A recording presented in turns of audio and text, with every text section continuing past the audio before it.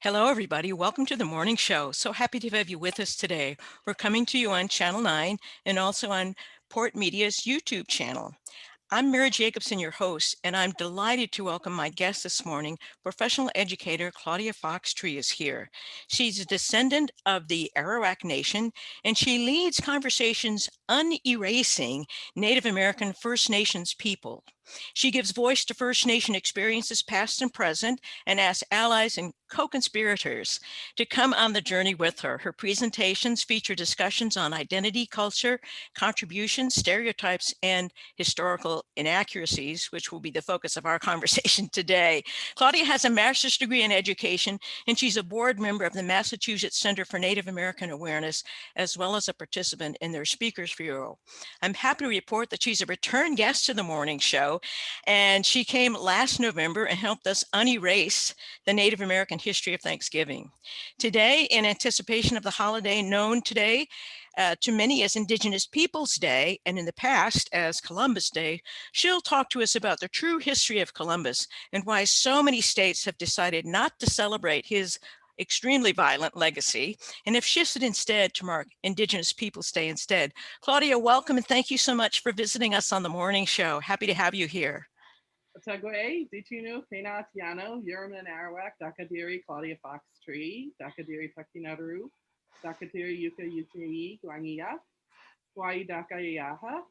Greetings, my name is Claudia Fox Tree, and I introduced myself in the Taino language, and I said I was honored to be here, and I have Arawak ancestry, and I introduced my tribal community, Guangia, and also my indigenous name, Takinaru, which means woman who leads or teaches. I use she, her, hers, and since my nation is from the Caribbean, my ancestors greeted Christopher Columbus, and I'm not currently in the Caribbean.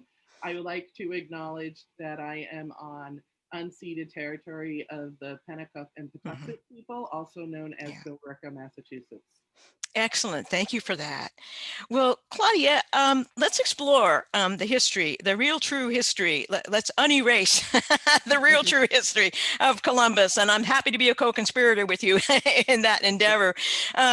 You sent me some links, some really fascinating historical information about the actual and extremely disturbing history of Christopher Columbus that set the record straight. And I wanted you to clarify the facts about his record in the quote unquote new world. First, let's start with what Christopher Columbus has been given credit for in the history books that most of us grew up with in elementary school, but that he actually, I'm pretty sure, never did. So help set us straight on the record here. Did he actually ever set foot in America? And did he discover that the earth was round and not flat? Let's start there. So all educated people of that time knew that the earth was round. This was well known probably by ancient ancestors, certainly by the Greek folks. Eratosthenes watched the moon's reflection in a well, figured out how long it took using some math, knew that the earth was round. So that I don't even know how that myth was attached to Columbus. I mean, at the time, he thought that if he went 3,000 miles west from where he would come to all around the earth and come back to Asia, like Japan and China, which at the time was called Sipangu. And while I'm talking about names, it's probably relevant to say that India was called Hindustan. It was not called India. So that's something that folks don't always know. And so for some reason, he cut out 3,000 miles, which is the entire breadth of the North American continent. And so that's why when he went west, he did hit land. It just wasn't the other side of Europe. And he only knew he had come to land. He never realized or even thought that it was islands as opposed to a complete continent. That goes to Amerigo Vespucci. Martin Waldseemüller, a German cartographer, at one point in history made a map of the North and South American continents, and he named the southern continent America after Vespucci, recognizing that he was the traveler who first realized it was a continent. and he sent the maps out. Then he said, I probably shouldn't have named the South American continent, without other people's acknowledgement. He tried to get them back. He couldn't get it back. The name stuck to South and North America. I'm going to say that again. The name America is the entire North American and South American continent. The United States is just a tiny portion of that. Good to remember that, because you're right. It's something we often lose track of.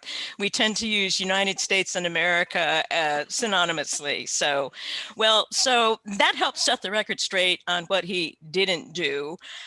Let's now work towards setting the record straight on some of the things that he did do. He arrived on islands, as you said. I understand Cuba, Haiti, and the Dominican Republic. But these islands were already inhabited by the Taino people, who were actually friendly, I understand, and helpful to Columbus, and in return set us straight on how Columbus treated them. So the Taino people are one of the many different tribes, nations. Groups refer to themselves as nations, whether or not they had treaties with governments or set up that way, because, that's a modern form of the word. And they may or may not have had the opportunity and still currently act like a unit in terms of nation. So I'll use that instead of tribe in some cases. And there were many groups on those islands, including the Arawak, the Carib, the Lucano. There were just lots of groups there. The Taino were on some of the islands, not all of the islands. They were all an Arawak language speaking group. So it's sort of like saying Germanic language, and then there's the Germans. And I point that out because I'm Arawak, and that language isn't as fluent these days as the Taino. So that's the one I've been learning, at least for introductions and ceremony. So when Columbus landed, he landed in Hispaniola, which is the area we now know as Haiti and the Dominican Republic. On the first night of his ship, so the first night he just met the people, he writes, "They are good to be ordered about, to be made to work, plant, and do whatever is wanted, to build towns and be taught to be clothed and accept our customs." So he's already making some analysis of ideas. And with what he brought and how he acts, it's pretty clear he knows he didn't land in Japan.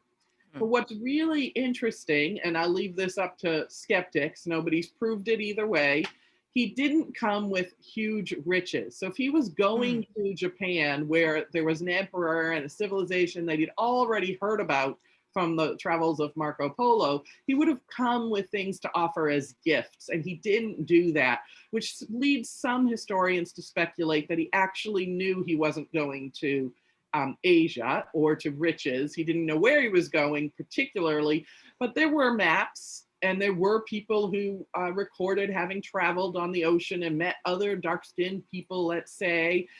They didn't look like anybody they knew in the European areas. So it's possible he knew more than we give him credit for knowing in terms of where he was going. He also traveled faster at night, which you typically don't do when you don't know where you're doing, because you could be like running into islands, right? Right. Good points. Absolutely. Yeah. By the fifth night, he's recorded as saying they have no iron, their spears are made of cane, they could make fine servants. With 50 men, we could subjugate them all and make them do whatever we want. So he's already considering enslaving the people there. Yeah. Now, he did a lot of horrible things in that first voyage. He made several voyages. We don't always talk about all the other voyages when we should. And in that first voyage, he certainly did a lot of murder and mayhem and forced people to give him or to pan for gold. He did give out these little hawk's bells, trinkets, which again makes you believe that he didn't think he was going to land where there was an emperor, where he'd have to give some real gifts to. About a year and a half later, he gets, so first thing he does is round up indigenous people and round up like 500 indigenous people and select a few to send to Europe. And so he has proof that here are some people that we can use for slaves, in essence. And when he gets back to Europe with that commodity, because he's not seeing like mountains of gold, so he's figuring this is where he can make the money and bring the wealth back to Europe, he is given provisions for another journey. So he's on a second journey. He comes with 17 ships. Mm. He comes with branding irons, Oh. chains, mastiff dogs to hunt people, to enchain people, to enslave people, with definitely the idea of enslaving. And so Mhm. when people now he says to take this hawk spell and fill it with gold, or to use your cotton fields and come up with 25 pounds of spun cotton, that becomes his tribute system, and it Mm. starts the slavery system, as well as he builds what he calls encomiendas, what we would call plantations, Mm. where people are gathered to harvest the crops of cotton, tobacco, different things that he's found that could be made into commodities or commodification to make money for Europe.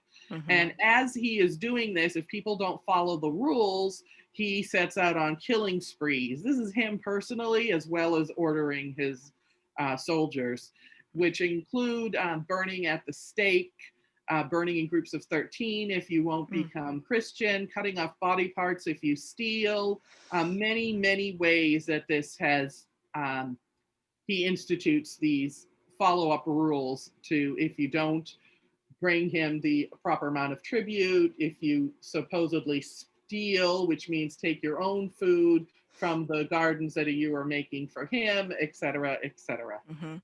So he clearly came uh, very well prepared for conquest and enslavement, and in a pretty brutal way, set about subduing people and enforcing the conquest. Yeah. All right, getting clearer and clearer why a lot of people don't want to celebrate Columbus Day anymore. But let's put this in some broader historical context as well. Um, what role is Columbus considered to have played in introducing or normalizing slavery in the Americas? Sure. First of all, slavery did happen all over the world, all throughout history. Hmm. And typically it was in wars, you would enslave survivors, and other times you would enslave people from different religions or from class systems. So the racial slavery of looking at skin color to denote who was and wasn't a slave wasn't occurring at that time period. It was other ways that people were being enslaved. In 1444, the Portuguese started enslaving Africans. So this is, of course, before the Americas were involved. And when we think of African slavery, since the 1619 project Hmm. came out, that harkens to a particular ship. We hear about the Mayflower, and we don't always hear about the name of that ship.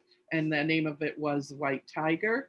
And Mm. it came with a few African people, and that gets noted as the first time uh, Africans came to what's known as the Americas, when in fact, prior to that time, there's two things we need to think about, that African people, especially African women, and they had been enslaved since 1444, were probably as indentured servants brought on many of the explorations that happened in the United States prior to that 1619 date.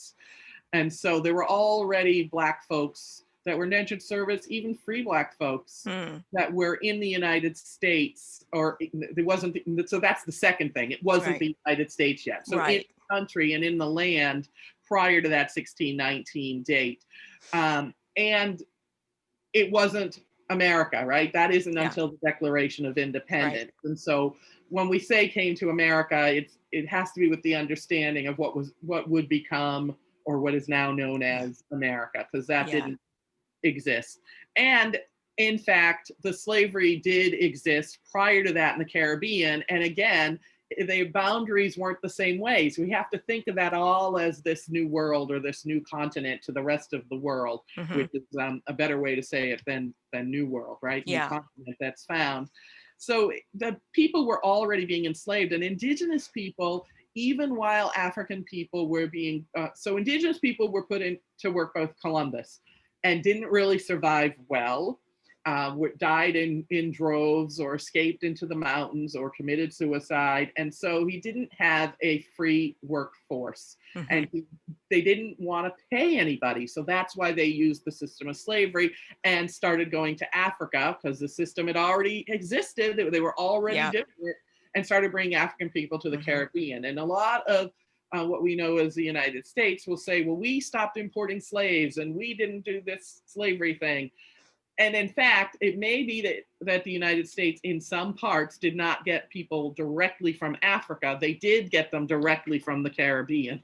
So Yeah. it's just, it's just another way of saying it. But in Yeah. fact, people from Africa were being enslaved in what would become the United States through the Caribbean connection and then Mm-hmm. directly to the United States as well. While that was happening, Indigenous people were being sent to Europe. So Mm-hmm. concurrently, Indigenous people, mostly women and children, were sent to be enslaved in Europe. It was not legal, so it was using different names and hidden. And, in Europe, they would change the boundaries, or they would move their slaves from one country to the next, depending on who was enforcing at the time.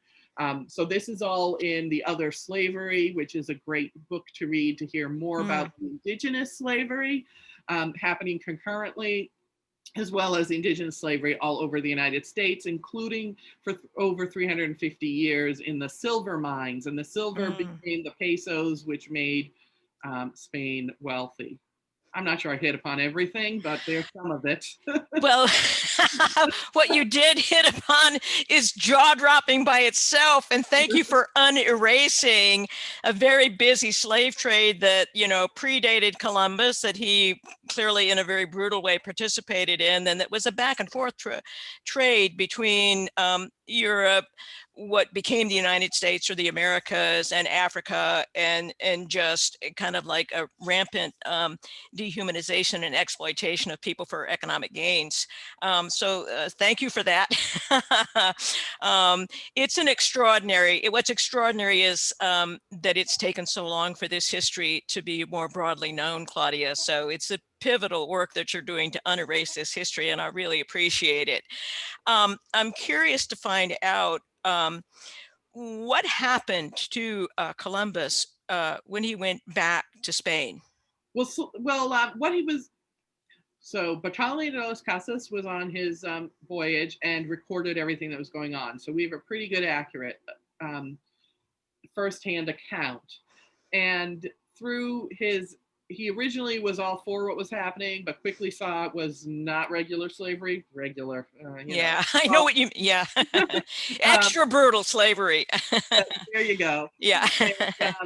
And that treatment of Indigenous people was outlawed by Europe, and yet Columbus continued doing it. And when he returned, he was captured and imprisoned for what he did to Indigenous people. And actually, this history was known for 200 years. Nobody was celebrating Columbus because it was pretty well known that he was not a good guy. Yeah. And so it wasn't until much later in U.S. history that the tide sort of turned, when the Italian immigrants immigrated and were being treated terribly and wanted to kind of change that origin story to something positive, that, hey, we are good people, we're well known, look at what Columbus did and brought to the world. And making a Columbus Day became something that the US did. And then, of course, in 1892, which is in one of the anniversaries, 1492, 1892, you get Francis Bellamy writing the Pledge of Allegiance, and he's doing it for the World Fair and wants to honor Columbus as well. And so he says, I'll do this thing that brings us back to the patriotism of the founding of this country, and writes this allegiance to be distributed in schools, and said forevermore. Yeah, it's so interesting to have these missing chapters of history highlighted. It's not that they were unknown, but they've been underknown. I guess. And it's good to resurface them. Like, I found it fascinating to find out, that Columbus had this reputation for brutality, and that even for the other slave owners, that he was seen as just really so brutal and violent that he was imprisoned when he went back to Spain. Um, and he did set the stage for subsequent conquistadors who hmm, used his same methods mm-hmm, that became the way to think about colonizing or coming to the US. And I'll tell you that calling those people explorers is yeah, really a misnomer. It wasn't like, yeah, I'm going to explore, oh, look, this is what's here. Oh, look, oh, I'm going back. That is not what happened at all. Because we yeah. have from killing people with the conquistadors to taking land to genocide, removal of indigenous people. We do not have exploration. We have Yeah. something else happening. Yeah, right. Yeah, absolutely. I was also interested, you talked about how the actual Christopher Columbus became Columbus, and with the holiday. And in one of the articles that you sent me to read, I had no idea, honestly, about the role that Washington Irving played in developing the mythology of Columbus that I know so many of us were taught in elementary school. So he apparently wrote a biography that came, well, one of the articles said that Columbus was a footnote in history, pretty much, until Washington Irving came along in 1828. And could you tell us a little bit more about how that biography that Washington Irving wrote contributed to the elementary school version of Columbus as a hero that we all grew up with? I used to know a lot more about this particular time in history. It was something my father was keen on raising me to know. I'll remind folks that Washington Irving wrote Sleepy Hollow, The Yeah. Headless Horseman, so he's most well known for that. And he had this side thing where he wrote, I think it was several volumes, about the history of Columbus from his perspective, which was of being a wonderful contributor to society. Hmm. And then ultimately, the Knights of Columbus call him their patron of the order as a symbol of Catholic contributions Yeah. to the United States. And Hmm. so it really starts to take a hold in uh, the US ideology. Even books that are currently written, like I read Charles C. Mann is a professor out in Amherst, and he wrote the book 1493, which I read right away because I thought, oh, it must be about um, was it 1493 or 1491? He wrote, and it must be about Arawak, indigenous people, because the 1492 date Yeah. was Hmm. there, right? And it wasn't about Arawak. It was about three other groups that he focuses on, indigenous people before the arrival of Columbus, and he tells a great story. It's a great Hmm. book. And he wrote 1493, and I said, oh, this is where it's going to be, and he does include the Arawak in it, which I'm glad about, and he makes it all about and Columbus learned this, and Columbus learned that, and Columbus brought this, and Columbus brought that. And I'm like, wait, what? Spend a whole book talking about all the indigenous people, and then still do the Columbus did Yeah. spin, and that's sort of what uh, harkens back to what Washington Irving did as well. Yeah. Yeah, absolutely. It's kind of it's just so eye-opening to realize how much mythology gets presented as history. So until we learn better, until we actually start looking at the facts and the other stories that haven't quite made their way through. Um, so when did Columbus Day start becoming transformed in some states and municipalities anyway, and start becoming Native Americans Day or Indigenous Peoples Day? How did that process get started?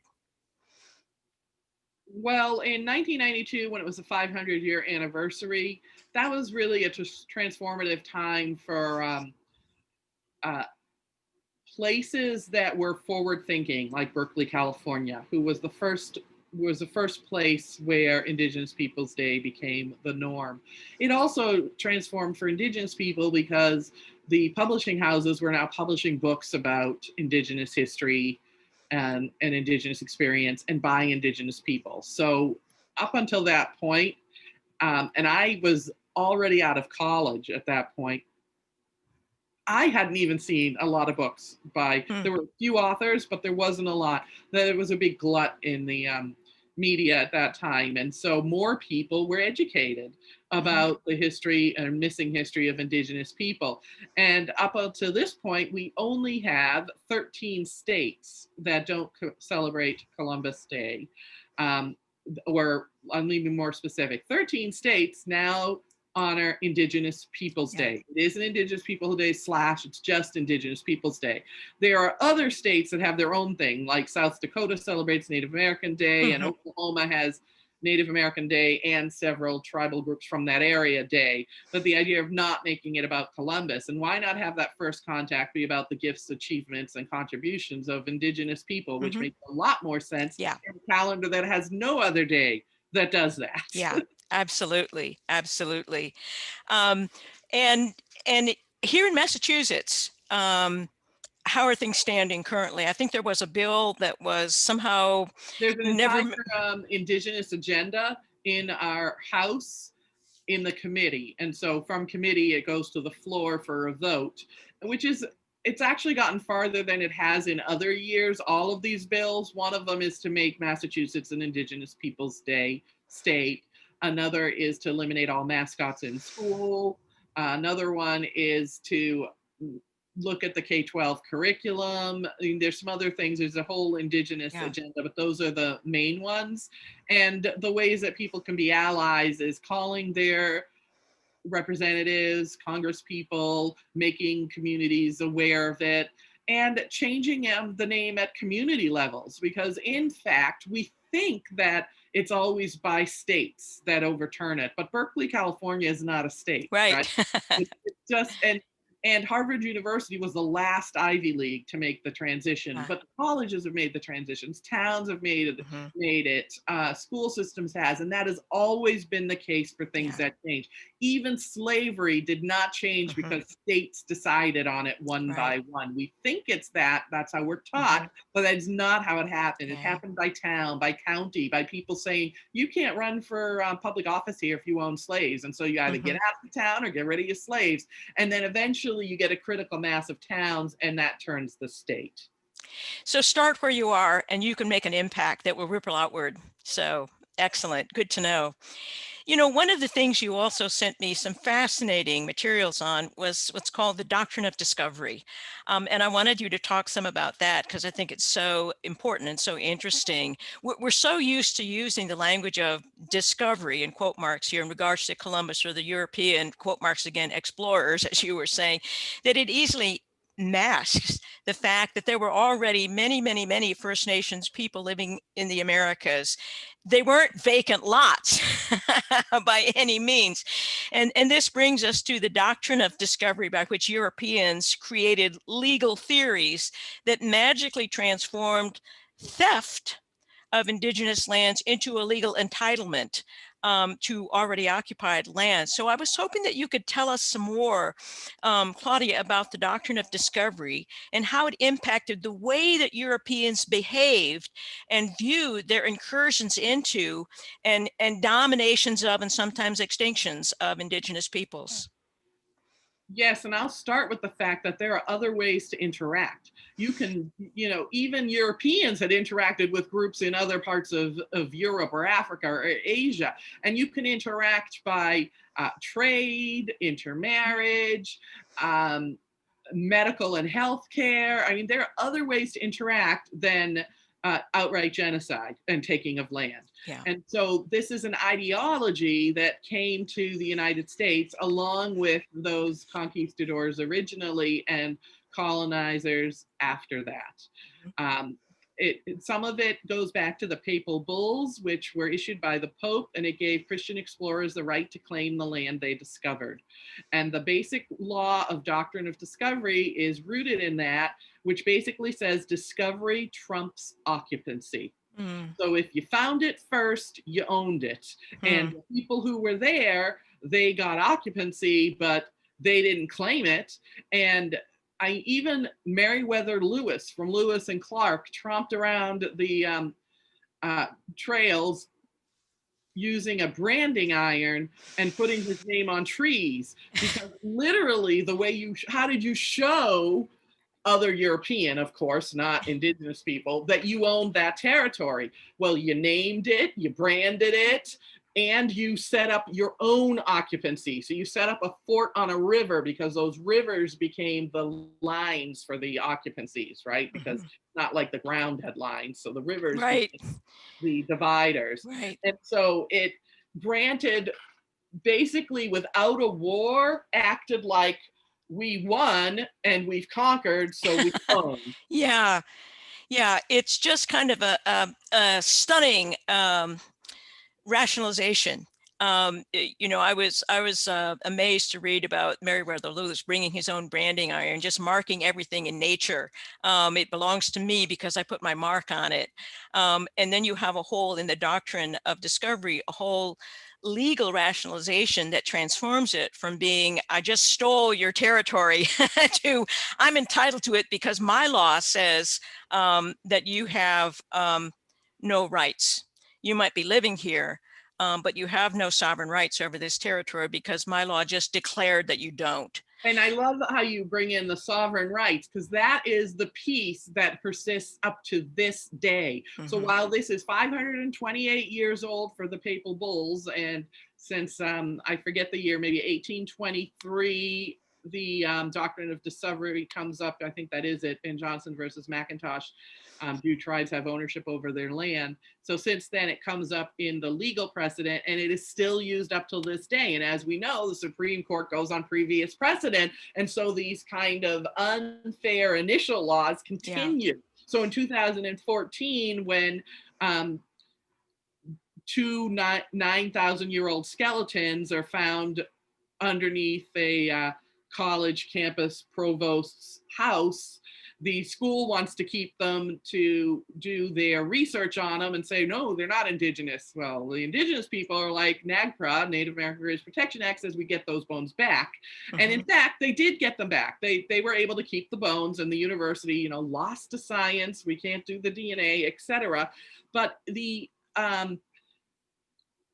statement that the court puts out says, even though tribes don't have right to the land or the property of the land, and we will give them back their bones. So basically, they're invoking the Doctrine of Discovery, that indigenous people don't have rights or sovereignty, and says, we're not going to listen to that for this moment and let you have your bones. Yeah, it gives new life and meaning to the concept of systemic, institutionalized, legalized racism, basically, because it dehumanizes the people who were living there and kind of totally invalidates the rights that they would otherwise have under the law. So I was hoping the other thing that you sent me some material about related to the Doctrine of Discovery was how it connects with the whole idea of manifest destiny. So could you talk a little bit about how that is connected in the kind of legalized, actually kind of divinely sanctioned conquest? So we found it, so we own it, and we are God's chosen people, and our mission is to spread Christianity, and so this is our purpose, our right. That whole piece of it, with God's blessing, to go across the West. Even that famous image of Manifest Destiny shows it light on one side, and as she goes across, it's John Gast, American Progress. It just came to me. He did that painting in 1872, and it is showing how, I'm going to bring light to the darkness, and she's holding the Bible. So this idea that indigenous people are pagan and savage perpetuates throughout legal legislation, ideology, currently associations. I mean, there's not enough accurate information, so having like savagery associated with mascots is problematic, because that becomes the only representation and connection. And of course, we have founding documents that, like the Declaration of Independence, which explicitly state the merciless Indian savages. Yeah. You England haven't done enough against the merciless Indian savages, who, Yeah. if we were going to continue that from the indigenous perspective, fighting for their land and culture and keep making us have to kill them.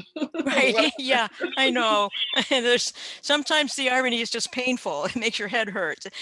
So yeah, thank you for that, Claudia.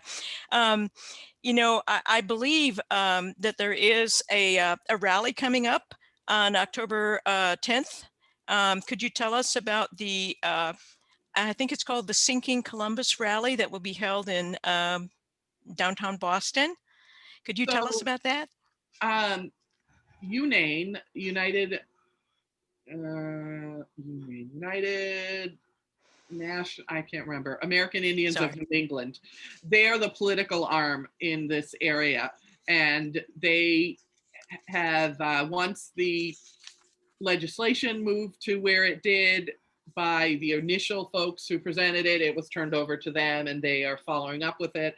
They also do the Indigenous Peoples Day marches in downtown Boston. It is usually a gathering at noon outside of Park Street Station. And they also host the on Thanksgiving Day, the Day of Remembrance or the Day Yeah. of Mourning as well. So that's the place to go to find out more information. They have a website and they have a Facebook page, and they are constantly posting things related to the events that they're doing.